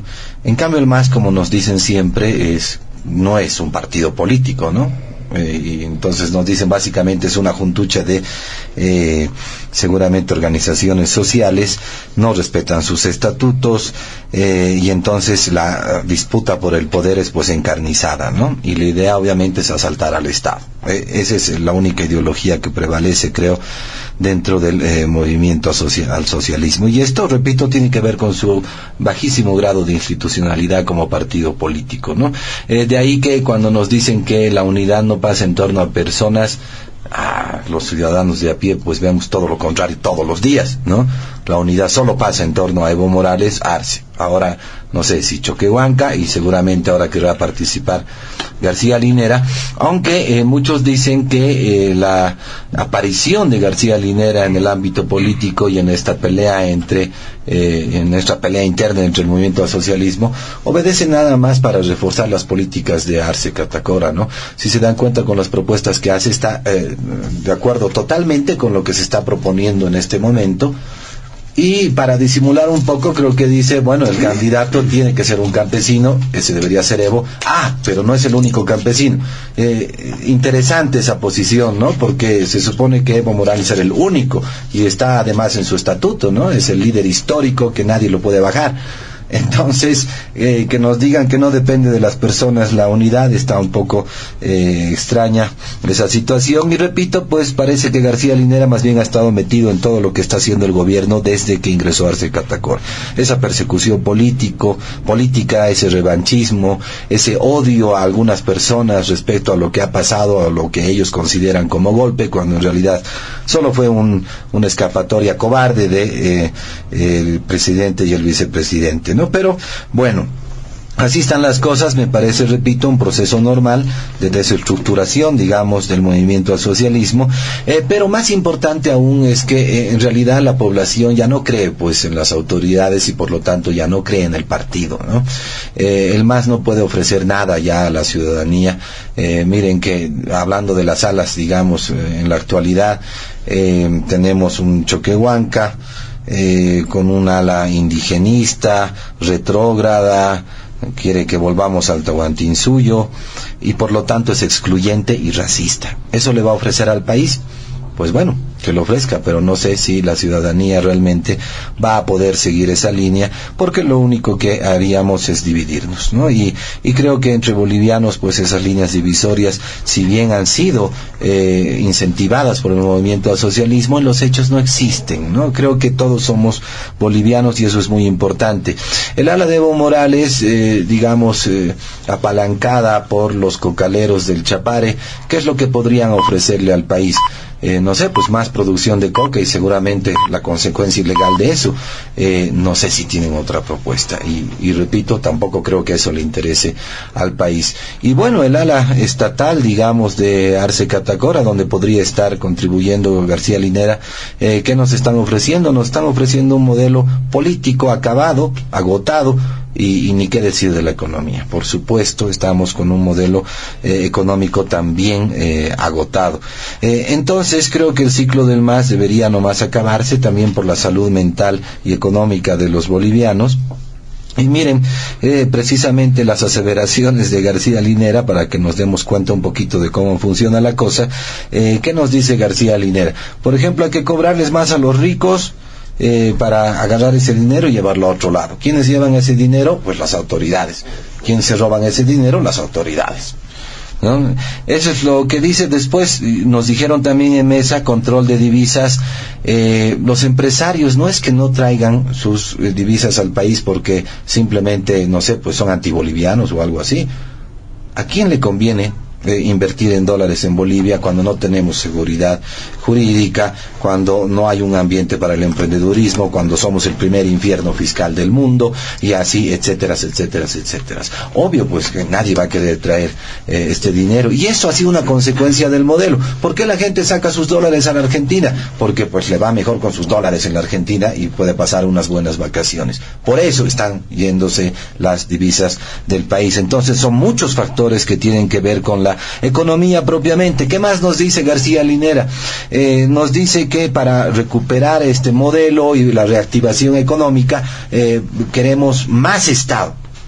El Estado ha sido el que ha ocasionado el agotamiento de este modelo económico y político, y García Linera nos ofrece más Estado. Esto ya es impensable, ¿no? Yo no sé si realmente está queriendo hacer propaganda por el MAS o realmente está queriendo enterrar al país, ¿no? ¿Y por qué más Estado no funciona? Hay muchos casos que se pueden dar acá, ¿no? Miren, he dado varias veces un ejemplo, el de Uruguay. En Bolivia, el PIB, digamos, está alrededor de los 40.000 millones de dólares. El presupuesto de la nación está alrededor de un 83%, ¿no? De ese Producto Interno Bruto. Entonces tenemos un Estado monstruoso. Por eso decía que el Estado está ocasionando este descalabro político y económico. En Uruguay, Uruguay tiene 3 millones de personas, casi una tercera parte, digamos, de Bolivia. Tiene un PIB superior en 20.000 millones de dólares a Bolivia. Estamos hablando de 60.000 millones de dólares, con solamente 3 millones de ciudadanos uruguayos, y su presupuesto del Estado es solamente 18% del PIB. Y tenemos miles de casos, al igual que en el Uruguay, que nos comprueban que el problema aquí es el Estado, y ese Estado monstruoso, porque ese Estado significa poder. ¿Qué le interesa al MAS? La reproducción del poder, su poder, de los que administran el Estado y de sus amigotes, nada más. Miren, y para poner alguna otra cifra que me parece bastante triste, se habla mucho del Perú, nos estamos entrometiendo en esos problemas, están incitando a que tengan nueva constitución y todo esto, pero el Perú ha avanzado muchísimo los últimos años, y esto tiene que ver precisamente con el achicamiento del Estado y haber fortalecido una economía de mercado para todos los ciudadanos y no solamente para pequeñas logias que gobiernan. El Perú, por ejemplo, miren, ha exportado arándanos por 1.800 millones de dólares el año pasado, uva fresca por 1.200 millones de dólares. O sea, la uva y el arándano del Perú se comparan con el gas de Bolivia. Ya, esto ya es increíble, ¿no? Eso es lo que se logra dando mayor libertad a los ciudadanos para que puedan generar valor y no confiscando la riqueza y expulsando a las personas del mercado laboral. Entonces, creo que es muy importante pensar en otro tipo de reformas en el Estado que tienen que ver con la justicia, que tienen que ver con el ámbito político, pero por supuesto todo pasa por quitarle ese excesivo poder a los que administran actualmente el Estado. Muy bien. Rápidamente nos vamos al último punto de diálogo en Panamericana, y por la premura del tiempo vamos a darle nomás el tiempo debido. Lo hemos mencionado al inicio del programa, va a haber suficiente tiempo, y alrededor de 8 minutos, por favor, para tocar el último punto con la debida amplitud también para nuestros amables invitados de ese fin de semana. Hacer referencia al curso del conflicto en el Magisterio Urbano Nacional, las perspectivas de este movimiento que, dicen muchos, podría crecer no solamente como ámbito específicamente del magisterio, sino que pueden incorporarse otros sectores a raíz del nivel de conflictividad que ya se ha vislumbrado con bastante anterioridad. ¿Qué dice el doctor Carlos Alarcón en este último punto? Adelante. Gracias, José Luis. Yo creo que el tema central de toda esta conflictividad generada por el propio gobierno es su espíritu totalmente antidemocrático. No tiene una autenticidad en una lógica de lo que es un consenso para definir aspectos básicos de diferentes temáticas de Estado y de gestión pública. Un cambio de la dimensión, por ejemplo, de la cuestionada malla curricular, aún teniendo un consenso adecuado, necesitas por lo menos una implementación progresiva y con todas las condiciones tecnológicas, económicas, financieras, logísticas, de infraestructura para poder llevar adelante un cambio de esa perspectiva. Pero ¿qué es lo que hace en este espíritu antidemocrático el gobierno? Y es exactamente lo que nos pasa igual en la Asamblea. Leyes como la 280, por ejemplo, para darte varios ejemplos, que tienen que ver con derechos y libertades básicos de los ciudadanos, como en este caso la protesta social, que tiene que ver con el tema de los maestros, te las entregan exactamente 24 horas antes, ya redactadas, oleadas y sacramentadas por la posición del MAS, ¿no? Leyes de ese calibre que inclusive en otros países, para hacer una reforma penal en Alemania, están discutiendo desde la sociedad y los expertos años para hacer una reforma parcial, no estoy hablando de un nuevo código penal. Entonces yo digo, ¿qué le cuesta a este gobierno por lo menos un mes antes decir, a ver, hay esta necesidad país en el tema penal, en el tema currícula educativa, en el tema del servicio de educación, que tenemos que resolverla, y trataremos de llegar a un consenso sobre los lineamientos estratégicos, sobre los contenidos y los conceptos principales de la legislación, de la regulación, y hacerlo eso no solamente con la oposición dentro de la Asamblea, con los partidos de oposición, sino también con el conjunto de los sectores interesados. En este caso estás hablando, obviamente, pues de los maestros y de los padres de familia. ¿Qué es lo que estás tocando, por ejemplo, en esta currícula? Hasta temas de sexualización de la educación, en materias denominadas de placeres y displaceres en niños de inicial primaria, temas de ideologización y lavado de cerebro, como que solamente vas a estudiar 12 presidentes, lo que le gusta al movimiento al socialismo, y a los 8 desaparecen y los borra a los niños de la historia, esos presidentes, o el tema de que vas a incorporar en el lavado de cerebro de que en Bolivia ha habido golpe y no ha habido fraude, ¿no? Ese tipo de barbaridades, y pretenden no solamente imponer de una manera totalmente antidemocrática estas leyes sin consenso, sino que los maestros y los padres de familia no digan nada, cuando un derecho básico de los padres de familia es tratar de incidir de manera determinante en la educación de sus hijos, y eso inclusive parte por los límites que tiene que haber, hasta dónde puede llegar la educación pública y privada en la escuela, con la educación de valores y de otros principios dentro de la casa, porque a este paso, o sea, el Estado se va a volver el dueño absoluto y señor. Cuando dice Estado, dice el gobierno, ¿no? Eso de Estado somos todos, o sea, el gobierno, un gobierno autoritario, se va a volver el dueño y señor de los valores, de los principios y de los aspectos más básicos de la educación de los niños, para que los padres en la casa estén de floreros. Eso es pues inadmisible. Entonces, por eso se ha generado una solidaridad de los propios padres de familia con los maestros en esta justificadísima protesta y movilización ciudadana, porque es lo que siempre hacen estos temas este gobierno: arremete, atropella, impone, no genera escenarios de consenso, no genera escenarios auténticos de concertación, no hace un debate verdaderamente democrático de cuál debería ser el contenido de estas leyes, cuál debería ser el límite de la imposición de estos temas. Y los maestros pues se quejan con razón. No solamente están pidiendo incremento del presupuesto de educación, que tiene que ver también con mayor dotación de ítems, el número de ítems, sino que esto está vinculado a esta currícula, porque en esta currícula se están incorporando como materias como robótica, idioma inglés originario, con maestros que en muchos casos no conocen ni saben a cabalidad estas materias, que necesitan un tiempo de adaptación, un tiempo de capacitación adecuado, pues no de unos seminarios que les hacen hacer por aquí paso, o algunos cursos virtuales, y sale totalmente ligero el ministro de Educación diciendo, pero si nos hemos capacitado, les hemos dado todas las herramientas necesarias para enfrentar este desafío. Entonces, claramente no existen pues las condiciones para la aplicación de estos nuevos contenidos de la currícula, y peor si lo haces con muerte súbita, no haces un programa progresivo, primeramente concertado, y después una aplicación progresiva, viendo en qué condiciones y qué contenidos deberían primero irse poco a poco adaptando a las circunstancias.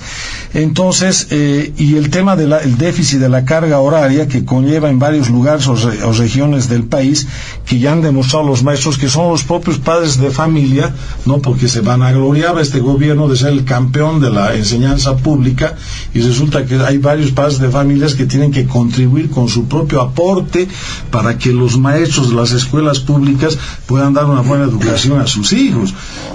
Si tendrías un verdadero sistema, entre comillas, socialista en Bolivia, en salud, en educación, en justicia, tú deberías pelearte porque tu hijo esté entrando a una escuela pública, porque como en otros países es 10 veces mejor que la privada. En el momento en que si nos demostraría eso en más, nadie criticaría, todos diríamos una belleza la educación en Bolivia, es de primer nivel. Ya son 14 años de este gobierno, José Luis, y el sistema de las condiciones de educación y de salud son totalmente precarios. Y son 14 años más, no, perdón, que esto es 14 años, no, más de 16 años de los gobiernos del MAS. Y todo esto cada vez está más bien para peor. Entonces, ¿de qué educación nos están hablando? ¿De qué salud nos están hablando? ¿De qué sistema de justicia? ¿Dónde está el socialismo? ¿Dónde está el comunismo? ¿No? Se están cayendo hasta escuelas a pedazos en su infraestructura, y con tanta plata que ha habido por la bonanza de los precios de las materias primas. Acordate que el 2014 estábamos hablando de 15.000 millones de dólares aproximadamente de reservas, y hoy en día hace 2 meses que no publica el Banco Central y no sabemos exactamente en cuánto estamos. Estamos en cero, bajo cero en el tema de las divisas monetarias. Entonces, este es el tema de la impostura, este es el tema del engaño. Y los que están movilizados se dan cuenta, y por eso se rebelan, y por eso reaccionan, se indignan, porque no los estás tratando como a verdaderos ciudadanos que están cumpliendo la función más importante que tiene la sociedad y el Estado, que es la educación, pero también con respeto a la familia, con respeto a los padres de familia, que tienen todo el derecho también para hacer esta separación, esta frontera. O sea, ¿hasta dónde llega la escuela? ¿Hasta dónde llega la educación dentro de la casa en tema de valores, en tema de principios? Es un tema que ni siquiera se lo ha discutido, y te han impuesto de cajón esta currículum, ¿no?, a la ligera, hecha la quete, en temas, por ejemplo, de sexualización de la educación. No es que yo esté en contra del concepto, pero digo, tenemos pues que discutir, y los padres tienen todo el derecho para incidir en esa educación esencial, de acuerdo a los principios y de acuerdo a las concepciones que tienen para el mejor bienestar emocional, espiritual de sus hijos, e intelectual. Entonces, realmente yo creo que en este momento los maestros están abanderando la gran bronca ciudadana que hay con toda esta impostura del MAS y del gobierno, y con todo este atropello que están realizando. Perfectamente, muchas gracias, doctor Carlos Solarco. ¿Qué dice don Héctor Hinojosa? 8 minutos, por favor, en este último punto. Bueno, la educación es un tema bastante complejo, y obviamente su transformación requiere una amplia participación social. Pero se está partiendo de un concepto equivocado. No hay nueva malla curricular. No se ha elaborado una nueva malla curricular. Por tanto, no hay creación de materias, como están diciendo acá. Lo que existe es un ajuste de los contenidos dentro de la malla curricular. Y obvio, dentro de esos conceptos hay algunas cosas que han sido incorporadas o han sido ajustadas. Por ejemplo, cuando hablamos del tema de educación sexual, se está satanizando tanto que pareciera que los maestros van a enseñar lo que es el Kama Sutra. Y no es eso. Lo que se está planteando es ajustar lo que ya existía dentro de la malla curricular, en biología, en psicología, en lo que se llama ahora el área de valores. Se trata el tema de la educación sexual tomando en cuenta las transformaciones biológicas, las transformaciones psicológicas que sufren los adolescentes, la necesidad de orientarles en determinados valores para que tomen decisiones sobre sus proyectos de vida. Y eso tiene que ayudar, por supuesto, a erradicar problemas como el de la violencia contra las mujeres, o el tener curas pederastas, es decir, la necesidad de respetar a los jóvenes, a las mujeres, a los niños. Entonces, es en ese sentido que se plantea un ajuste a la educación sexual, y no se está creando una materia diferente, sino que se está integrando los conocimientos para determinar, para dar mejor educación. Lo mismo pasa con el ajedrez. El ajedrez siempre ha existido dentro de las materias de educación física como uno de los deportes. Lo que hoy se está planteando es que el ajedrez se convierta en una estrategia educativa para el desarrollo del pensamiento crítico, del pensamiento científico. Si los políticos hubiéramos aprendido a tiempo ajedrez, tal vez no cometeríamos tantos errores estratégicos. Y en verdad se está satanizando, se está viendo este tema. Y estos ajustes curriculares son necesarios porque en el año 2019 y el 2020 el gobierno que apoyaron Comunidad Ciudadana de la señora Áñez, ese gobierno ha clausurado el año escolar. Y entonces nadie levantó el grito al cielo, o lo hicieron de manera muy tímida. Y en el caso de los dirigentes sindicales, no solamente que no levantaron el grito al cielo, sino que buscaron la manera de ser parte del Ministerio de Educación. Me estoy refiriendo a los dirigentes del Magisterio de la Paz. De la COF, ¿no? De la Paz. De la COF también. ¿No? Y entonces, estoy hablando de este tipo de situaciones que se han dado en materia educativa, y había necesidad de hacer un ajuste. Desde el año 2021 se han auspiciado una serie de eventos con maestros de base, con padres de familia, con organizaciones vinculadas a la actividad educativa, precisamente para hacer estos ajustes. Los dirigentes se han negado a participar de estos temas de diálogo. Lo que se está haciendo es transformar un tema pedagógico en un tema político. Con eso no quiero decir que la educación no sea un hecho fundamentalmente social y político.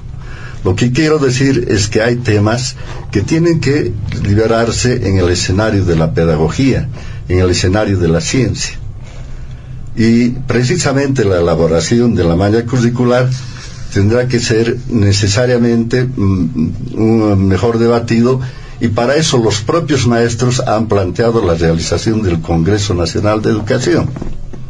Este Congreso Nacional de Educación tiene que servir para evaluar cuál es el avance, aquel mandato constitucional de que todos los bolivianos tenemos derecho a la educación, no solamente gratuita, sino también de calidad.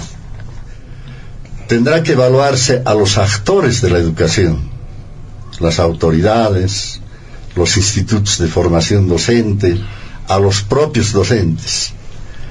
Tendrá que evaluarse los contenidos de la malla curricular. Y el escenario es precisamente el Congreso Pedagógico. Este Congreso Pedagógico que tiene que tener una amplia participación social, porque la educación es una responsabilidad de todos. Como decía el doctor Alarcón, los padres de familia tenemos algo que decir sobre el tema de la educación.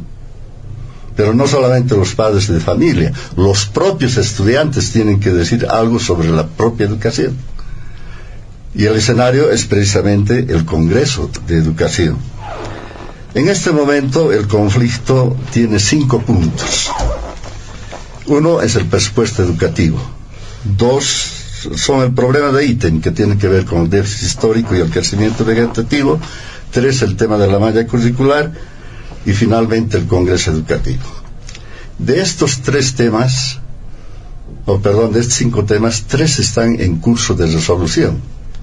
Con la Central Obrera Boliviana se ha convenido realizar el Congreso de Educación, y que ese sea el escenario para debatir 2 temas que deben tener mucha profundidad: el tema del presupuesto de la educación y el tema de la malla curricular. Mientras tanto, el Ministerio de Educación precisamente ha señalado lo que decía el doctor Alarcón, la aplicación flexible, gradual, además atendiendo el ritmo, la evolución de las unidades educativas y de los propios docentes. Entonces, lo que quiero señalar es que el conflicto en sí tiene posibilidades de solucionarse si se crea un escenario de diálogo. Y los maestros tenemos no más que aplicar el diálogo. El diálogo es una estrategia pedagógica que sirve precisamente para construir consensos, para construir conocimiento. Lo otro significaría perjudicar a los estudiantes. Ya son varios años en los que se ha garantizado el funcionamiento regular de las actividades educativas, y creo que los maestros estamos convocados a generar un espacio de diálogo para lograr un acuerdo que tiene que ver con temas evidentemente que han sido generados en el pasado o casi inmediatamente también en los últimos años, porque en el gobierno de Áñez no se creó un solo ítem, no se atendió una sola hora de la deuda histórica. Es más, se perjudicó el derecho a la educación. Y a eso vino el COVID, que ha generado otra serie de conflictos que han generado, digamos así, desajustes entre lo que debería aprender el estudiante y la labor normal de las actividades educativas. Entonces, a eso voy, y creo que hay que convocar nuevamente de que el escenario sea precisamente el de diálogo, porque además ya 3 de los temas están en un curso de solución. Perfectamente, muchas gracias, don Héctor Hinojosa. Para finalizar, Joshua Bellot, 8 minutos. Gracias. Me agradó mucho la intervención de Héctor Hinojosa.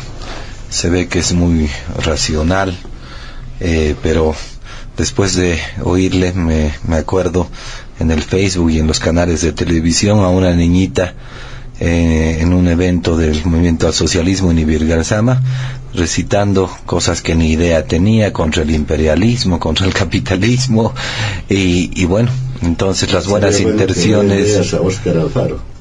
Sí, seguro que sí, pero bueno, las buenas intenciones de Héctor Hinojosa pues se me caen ya, ¿no? Realmente se quedan solamente en buenas intenciones, ¿no? Y eso es lo que ha pasado con la educación todo este tiempo. Recuerden que hace años reclamábamos al Evito, ¿no? En los textos de educación, su caricatura y todo esto. Realmente hemos hecho lo que nos ha dado la gana con la educación de nuestros hijos, ¿no? Es un desastre total. Ese es el efecto del modelo educativo impuesto por el movimiento al socialismo. Y cuando los maestros dicen, pues queremos mayor presupuesto, no sé si aumento salarial, yo digo, ¿por qué no? Todos estamos de acuerdo con la educación, es pues una de las funciones principales del Estado. Y claro, pues esa debería ser una de nuestras preocupaciones de todos los ciudadanos. Obviamente quisiéramos un mayor sueldo para los maestros, pero claro, con su contraparte de la capacitación, ¿no? Creo que eso es sumamente importante. Y además los sueldos de los maestros en comparación con cualquier otro sueldo son pues sueldos bajos. En otros países los maestros ganan mucho más. Y si comparamos con un dirigente de YPFB que no hace nada más que ser dirigente y no trabaja y que gana 40,000 bolivianos con un sueldo de 3,000 bolivianos de un maestro, pues obviamente, ¿cómo no vamos a darle mayor presupuesto a la educación? Si gastamos y despilfarramos el dinero, si nos robamos la plata del Estado, ¿cómo no vamos a darle mayor presupuesto a la educación? El sueldo del gerente de la planta de Uria, 500,000 bolivianos mensuales. ¿A cuántos maestros se puede pagar? Sí, y le reducimos a la 1/4 parte el salario de este señor que a propósito ni siquiera es boliviano. Los maestros también piden el 100% de jubilación. Y uno se pregunta, los militares tienen 100% de jubilación. ¿Será que los militares son más importantes que los maestros? ¿Será que los maestros son más importantes que los militares? ¿Por qué no podríamos darle 100% de jubilación también a nuestros maestros? Las nuevas generaciones y la sostenibilidad en realidad de nuestro país depende de la educación. Pero bueno, son temas que hay que discutir. Los maestros piden 15,000 ítems, ¿no? Esto de la deuda histórica que nos hacían mención, eso más o menos son 75 millones de dólares. En realidad a mí no me parece un monto importante. Yo no sé por qué el gobierno no está dispuesto a dar ese monto. Repito, habrá algunas condiciones, habrá que tener mayores programas de capacitación para que nuestros maestros puedan impartir mejor las materias a nuestros niños, ¿no? Imagínense, vamos a dejar en manos de la COP un congreso. La COP que estaba apoyando al gobierno de Yanine Áñez que tanto defenestra y que después se volcó a apoyar al gobierno de Arce Catacora, porque en realidad a ellos no les interesa ni la educación ni nada, les interesa desde hace varios años solo ser parte del poder. Y listo. Eso es lo que quiere la COP. Por suerte no tiene ningún tipo de representación en la sociedad, pero de todas maneras molesta las actitudes que toman. Lo otro, la currícula, por supuesto esa currícula, aunque se diga que no es así, hay pues una excesiva ideologización de los temas de género, un extremo subjetivismo sobre el manejo de estos temas, que se llega hasta el extremo de la autopercepción sexual y de la identidad, ¿no? Yo me percibo medio hombre, medio mujer o no sé qué, y ya, y seguramente es un derecho. Y claro, los socialistas y los comunistas son enemigos de la familia. Creo que el problema radica ahí, ¿no? Entonces, todas las políticas de los socialistas están destinadas a destruir la familia. Y lamentablemente, la familia pues es el principio de la cohesión social. Si la familia se destruye, por supuesto no vamos a hablar de cohesión social, podríamos entrar en un caos, y el caos le conviene al socialismo, porque este socialismo no es de principios, no es de una ideología pura, este socialismo solamente está relacionado con el poder. No les interesa ni leer a Marx ni a Lenin, si es que algo bueno dijeron esos señores, pero lo que les interesa es simplemente, repito, reproducir el poder. Y eso están haciendo con la economía, eso están haciendo con la política y lamentablemente eso están haciendo con la educación. Se pide diálogo, se podía dialogar antes de la currícula. Y a propósito del cambio curricular y de estos ajustes o de esta reforma que se quiere hacer, es importante pensar en que no podemos introducir una reforma de este tipo si no se hace o si no se cuenta con una línea base. ¿Cómo podríamos hacer una reforma si no podemos medir y evaluar la educación en el país? ¿Le interesa al gobierno medir y evaluar la educación? Obvio que no, porque le interesa mantenernos ignorantes. Por eso no se toman las pruebas PISA, por eso no hay una medición comparativa a nivel internacional de cómo está la educación de los bolivianos. El objetivo, repito, destruir la familia y con eso destruir el sistema económico y social de todos los bolivianos para poder tener un caldo de cultivo adecuado para la reproducción de poder de socialistas que solo piensan en sus propios intereses, en su enriquecimiento, pero nunca pensaron en el pueblo boliviano, nunca pensaron en una familia educada, y por eso la educación es uno de los mayores desastres que hemos vivido durante los últimos años. José, muy bien, sí, por favor. Vamos a tener que... Solo para el ministro una pregunta, porque ha dicho una mentira, solo porque es una mentira, si no hubiera intervenido. Repiten de memoria que nosotros hemos sido parte del gobierno de la señora Áñez, cuando todo el mundo sabe que ha sido nuestra competidora en las elecciones 2020. Nosotros hemos considerado que ese ha sido un gobierno lleno de corrupción y de un pésimo manejo económico, pero no por eso quiere decir que no es una presa política por el falso invento para taparle los delitos de fraude a Evo Morales. Entonces, que el ministro me diga qué asambleísta o qué dirigente de Comunidad Ciudadana ha sido parte del gobierno de la señora, y tal vez se está confundiendo con otro partido o con otra alianza. Muy sencillo. En la Universidad Católica han participado miembros de Comunidad Ciudadana que han sido los que precisamente han charlado con la señora Áñez para que se haga cargo de la presidencia. El asesor del señor Mesa, Paz, si mal no recuerdo, Paz, es el quien ha charlado precisamente con la señora Áñez para que sea presidenta. Y que ahora lo nieguen, bueno, es otro problema. No, pero el gobierno, ¿quién ha sido parte? También los masistas han participado, ¿no? Pues ha estado. También han confabulado contra... Y en la seguramente. Bueno, de esta forma, amigos de todo el país, así ustedes lo están escuchando, ese es el ímpetu que se pone siempre a los programas de diálogo en Panamericana. De esta forma, amigos de todo el país, llegamos a la finalización del programa de este fin de semana. Nuestro saludo a la familia boliviana, un momento de reflexión reflexión, entendemos, por Semana Santa, los actos religiosos que aún están en curso. Agradecemos la presencia de nuestros invitados especiales de este fin de semana, al diputado de Comunidad Ciudadana, el doctor Carlos Alarcón, al exministro de Trabajo, Héctor Hinojosa, y también al analista e investigador Joshua Bellot. A nombre de la dirección de Panamericana, la planta ejecutiva y quien les habla, José Luis Flores, el compromiso de que el programa retorna el siguiente fin de semana. Permiso. Diálogo en Panamericana.